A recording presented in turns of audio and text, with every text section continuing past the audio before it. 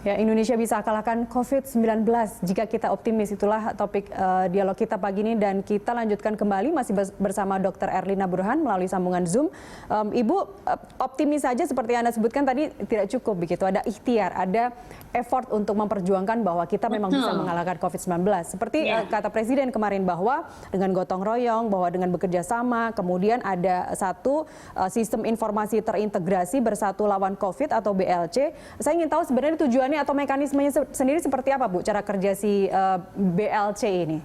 Iya, jadi diharapkan BLC itu orang bisa akses untuk tahu suatu daerah itu apakah hijau, aman, atau kuning, atau merah begitu. Jadi terutama kalau kita ingin, ya jadi itu bisa dipakai untuk tujuan kalau orang ingin bepergian ke suatu daerah, dia tahu oh itu daerahnya merah, dia mungkin bisa menunda atau mungkin kalau penting-penting banget dengan precaution yang sangat ketat begitu ya, atau juga untuk kepentingan bisnis atau kepentingan kalau kami dari kesehatan dari kepentingan wah ini daerah harus perlu perhatian khusus untuk meningkatkan tracingnya atau treatingnya atau yang lain sebagainya. Jadi ini memang sesuatu yang baik untuk kita, sistem yang bagus untuk semua pihak dalam upaya dan satu ikhtiar kita mengatasi COVID ini. Yang dikhawatirkan warga yang ada di daerah kuning ataupun hijau mereka jadi abai begitu.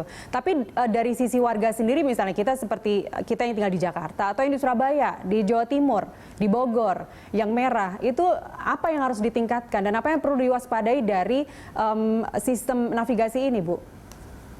Ya, jadi kalau kita tahu status daerah kita kan itu sangat bagus ya.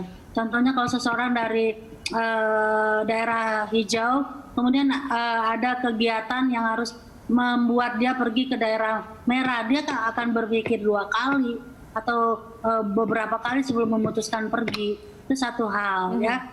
Kemudian kalaupun terpaksa itu tadi saya katakan, tentu dia akan lebih sangat alert, sangat waspada untuk melakukan berbagai upaya pencegahan.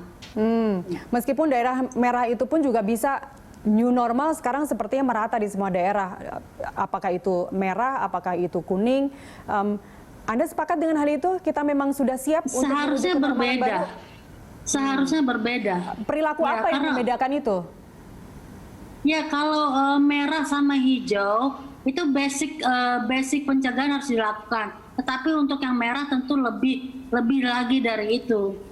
Tapi basicnya kan yang tadi yang disampaikan oleh pemerintah ya, jaga jarak, pakai masker, cuci tangan, itu satu hal. Kedua, barangkali untuk yang daerah merah ya kalau perlu orang tua, orang komorbid jangan keluar rumah begitu. Itu salah satu yang ekstrim ya. Tapi Anda melihat orang tua sakit menahun, kalau daerahnya daerah merah jangan keluar rumah, hindari keluar rumah, dan kalau perlu anak cucunya jangan nengokin dulu, dengan kalaupun nengokin dari jauh.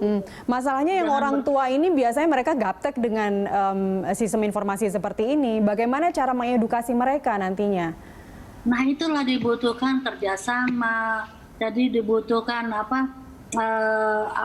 kekompakan keluarga, mengatakan ibu bapak ini daerah kita lagi tinggi kasusnya, jadi penularan mungkin banyak, ibu bapak jangan keluar rumah dulu, butuhnya apa nanti kita yang kasih, misalnya begitu. Baik, sistem ini terintegrasi dengan kementerian terkait, dengan badan-badan dan lembaga terkait, Ibu? Terutamanya seharusnya Pemda? Begitu, iya. Sudah? Terutamanya Pemda sudah terkait juga? Seharusnya begitu, tapi saya tidak tahu pasti apakah ini sudah berjalan atau belum. Baik, seperti itu yang harus digarisbawahi begitu. Sebab misalnya saja kita mau tahu kasus atau mengakses data di Dinas Kesehatan di Provinsi Jawa Timur yang sekarang memang sedang tinggi begitu. Itu para analis saja susah untuk mengakses data-data itu. Apakah nanti dengan sistem navigasi ini kemudian akan terintegrated dengan semua lembaga terkait? Harusnya bisa, karena itu kan harusnya sesuatu yang harus diketahui orang banyak, harusnya transparan. Baik, tidak perlu disembunyikan. Itu berarti harus didorong dari tim gugus tugas, Ibu. Nah ya, terima kasih usulnya, nanti kita bicarakan. Baik, ya. Itu terkait dengan data, terkait dengan basic data yang memang mutlak dilakukan begitu. Untuk pengobatannya sendiri, kita berharap vaksin ditemukan di awal tahun seperti janji lembaga Eijkman misalnya, atau akhir tahun ini begitu. Tapi sebelum vaksin pertengahan tahun depan, akhir tahun ini atau pertengahan tahun depan paling lambat. Baik, tapi sebelum vaksin itu ditemukan, Bu Erlina, bagaimana kita mengupayakan atau memaksimalkan dengan sumber daya yang sekarang ada? Misalnya obat-obatan seperti hidrokloroquine, kemudian dengan reagen yang sudah diborong sedemikian banyak begitu. Bagaimana kita bisa mengoptimalkan sumber daya ini yang ada sekarang? Ya, jadi kan betul vaksin belum ada. Kemudian obat, yang penting lagi adalah obat yang spesifik untuk COVID ini juga belum ada di belahan dunia manapun. Sehingga orang memakai obat-obat yang dianggap secara empiris itu bermanfaat. Nah, jadi lebih ke sebagian dilakukan secara uji klinis, sebagian emergency use. Karena pasiennya banyak, obatnya nggak ada, ya kita pakai obat-obat yang diperkirakan secara empiris memang bermanfaat. Termasuk antivirus yang oseltamivir, Avigan, lopinavir plus ritonavir, dan hidroksikloroquine juga. Nah, hidrokloroquine sendiri kan di Amerika sudah tidak digunakan. Kemudian Prancis, Italia, Belgia, Jerman sekarang sedang melakukan studinya, dan WHO sendiri sebenarnya tidak menyarankan. Tapi kita masih menggunakan hidrokloroquine, Bu. Alasannya apa, Bu? Jadi gini ya, situasi saat ini sangat dinamis. Berubah-ubah. Anda barangkali ingat pertama WHO memakai, bahkan melakukannya untuk uji klinis hidroksikloroquine ini. Kemudian karena ada jurnal di Lancet, mereka menyetopnya. Kemudian jurnal itu bukan Lancet Amerika. Kemudian Lancet dan New England Journal juga menarik manuskrip itu, artikel itu, sehingga WHO kemudian juga pakai lagi. Kemudian ada lagi isu bahwa bukan masalah safety, tapi lebih ke arah efektivitas. Nah, sekarang WHO menarik lagi, tidak pakai.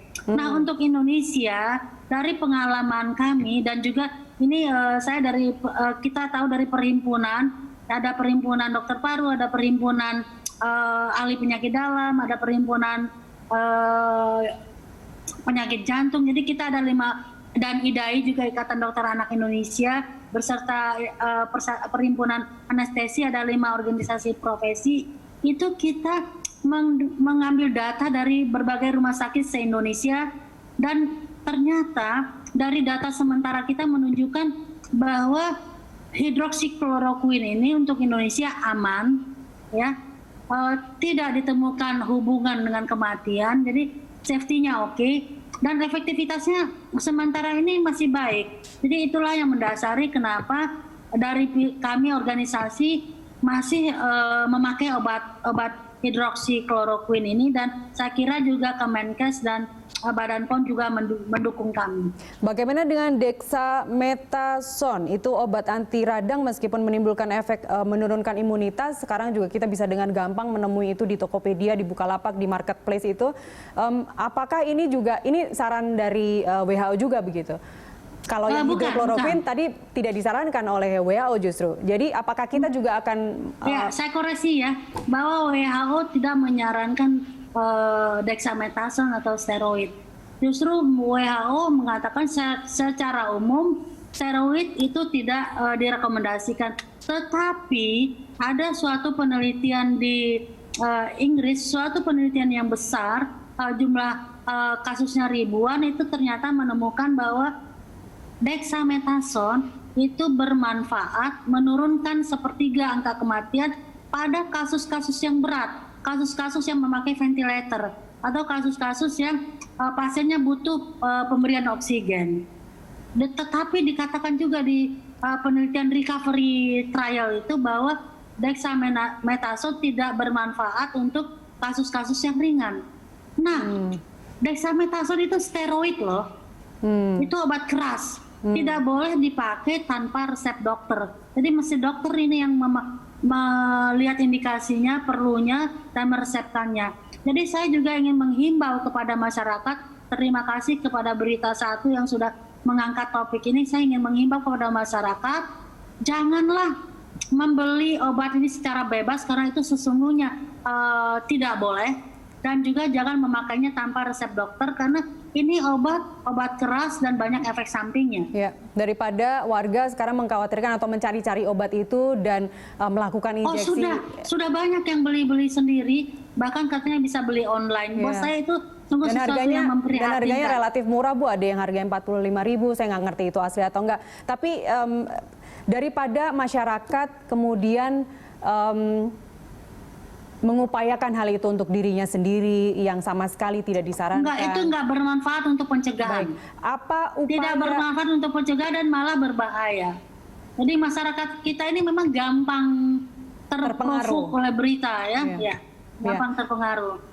Terkait dengan peningkatan yang tadi Ibu di awal sudah menyebutkan bahwa ini adalah satu berita positif, peningkatan kasus ini naik, artinya dibarengi dengan tracing, dengan indikasi dini begitu, sehingga mengetahui siapa saja yang kemungkinan terinfeksi virus. Tapi bagaimana upaya untuk menurunkan angka kasus ini sendiri? Kita belum mencapai wave 1 puncaknya.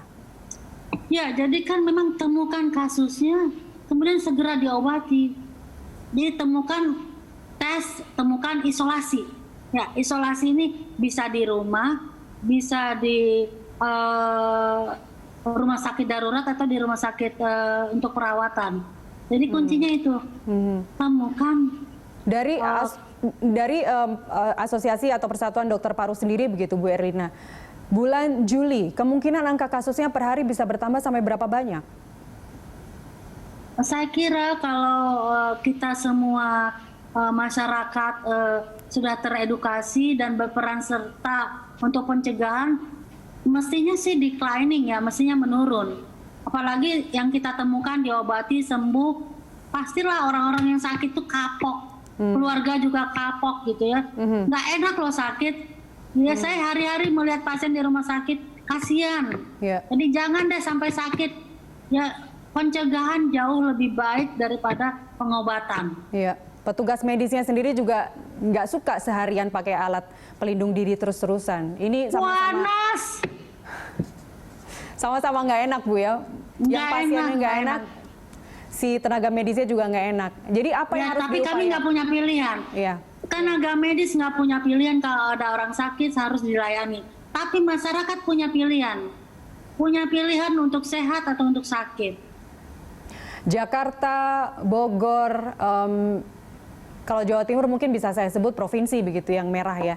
Apakah di luar daerah ini ada yang Anda khawatirkan juga kasusnya akan melonjak secara signifikan, Bu Erlina? Saya dengar Sulawesi Selatan juga sudah banyak naik, dan Kalimantan juga, Banjarmasin, saya lupa persis kotanya, tapi dari petanya juga kenaikan kasus terus terjadi. Dan apa? Ya, jadi kalau ada mapping seperti ini. Baik, dan apa langkah-langkah yang dilakukan oleh gugus tugas provinsi dalam hal ini, Bu, terhadap daerah-daerah yang dikhawatirkan akan naik signifikan itu? Ya, saya kira gugus tugas kan memangnya tugasnya memfasilitasi, membantu ya. Jadi terus diinformasikan dan ditanyakan apa yang bisa dibantu begitu. Anda sudah melihat bahwa selama ini seperti Anda sebutkan misalnya tadi Sulawesi Selatan, bagaimana peran Pemda di situ, peran pemerintah provinsi, satu pemahaman begitu dengan gugus tugas pusat begitu. Ada sudah melihat hal itu? Iya, seharusnya idealnya memang masalah COVID ini diatasi kolaborasi. Jadi antara Pemda, masyarakat, dan juga gugus tugas, kementerian, itu harus satu kata dan bersama-sama.